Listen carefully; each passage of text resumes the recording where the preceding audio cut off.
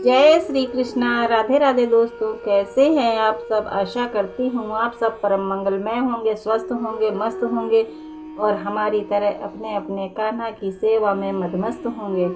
दोस्तों, आज मैं लड्डू गोपाल की ऐसी लीला कथा लेकर आई हूँ जिसे सुनकर आप लोगों का हृदय प्रेम से भर जाएगा। लड्डू गोपाल की भक्ति और भी आप लोगों में बढ़ जाएगी। तो दोस्तों, आइए लीला कथा शुरू करते हैं। समुद्र के किनारे एक गांव में कृष्णाबाई नाम की एक बूढ़ी मैया रहती थी। वह भगवान कृष्ण की परम भक्त थीं। वह एक झोपड़ी में रहती थीं। कृष्णाबाई का वास्तविक नाम सुखिया था, पर कृष्ण भक्ति के कारण इनका नाम गांव वालों ने कृष्णाबाई रख दिया। घर घर में झाड़ू पोछा, बर्तन और खाना बनाकर ही इनका काम चलता था।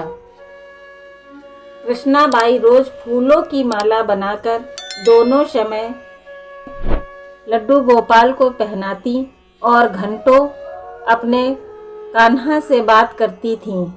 गांव के लोग यही सोचते थे कि बुढ़िया पागल है। एक रात लड्डू गोपाल ने अपनी भक्त कृष्णाबाई से यह कहा कि कल बहुत बड़ा भूचाल आने वाला है। हे माई, तुम यह गांव छोड़कर दूसरे गांव चली जाओ। अब क्या था, मालिक का आदेश था। कृष्णाबाई ने अपना सामान इकट्ठा करना शुरू किया और गांव वालों को बताया कि कल सपने में लड्डू गोपाल आए थे और कह रहे थे कि बहुत बड़ा प्रलय आने वाला है। गांव छोड़कर सब पास के गांव में चले जाओ। अब लोग कहाँ उस बूढ़ी पागल की बात मानने वाले थे। जो सुनता वही जोर जोर से ठहाके लगाकर हंसने लगता।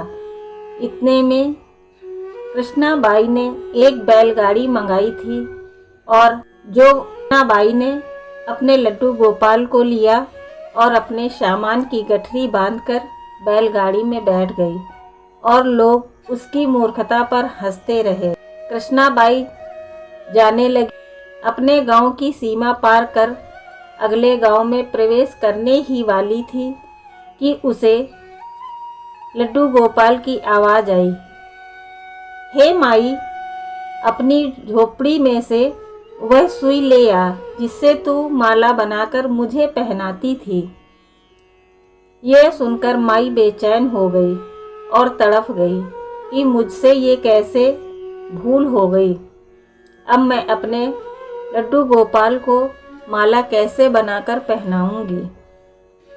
उसने गाड़ी वाले को वहां रोका और बदहवास अपने झोपड़ी की तरफ भागी। गांव वाले उसके पागलपन को देखते और खूब मजाक उड़ाते रहे। माई ने झोपड़ी के तिनके में फंसी हुई सुई को निकाला और फिर पागलों की तरह दौड़ते हुए बैलगाड़ी के पास आ गई। गाड़ी वाले ने कहा कि माई, तू क्यों परेशान है, कुछ नहीं होना। माई ने कहा, अच्छा अब चल और जल्दी से अपने गांव की सीमा पार कर। गाड़ी वाले ने ठीक ऐसे ही किया।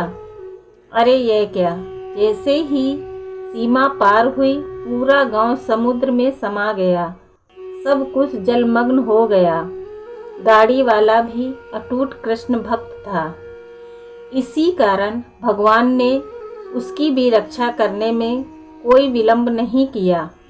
दोस्तों, जब प्रभु अपने भक्त की मात्र एक सुई की इतनी चिंता करते हैं तो वह अपने भक्त की रक्षा के लिए कितने चिंतित होंगे। जब तक उस भक्त की एक सुई उस गांव में थी, पूरा गांव बचा था। इसीलिए कहा जाता है कि भरी बदरिया पाप की बरसन लगे अंगार, संत न होते जगत में जल जाता संसार। अर्थात अगर इस दुनिया में संत और अच्छे व्यक्ति न होते तो यह संसार कब का समाप्त हो जाता। दोस्तों, हमारे प्रभु ऐसे ही हैं। जब हम अपने आप को अपने प्रभु को पूर्णतः समर्पित कर देते हैं तो वह फिर हमारी चिंता हमें करने की कोई आवश्यकता नहीं होती है। हमारी चिंता हमारे प्रभु स्वयं करते हैं। तो दोस्तों, आज की लीला कथा कैसी लगी कमेंट करके अवश्य बताएं। यदि लीला कथा अच्छी लगी है तो वीडियो को ज़्यादा से ज़्यादा लाइक व शेयर करें। आप लोगों के लाइक व शेयर से ही हमारा मोटिवेशन बढ़ता है। और यदि चैनल पर नए हैं तो अपने चैनल लिटिल कान्हा वीगो को सब्सक्राइब करना बिल्कुल भी ना भूलें।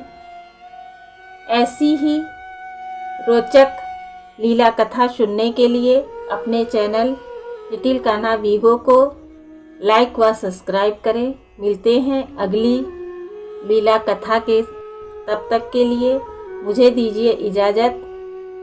राधे राधे, जय श्री कृष्णा, हरि बोल।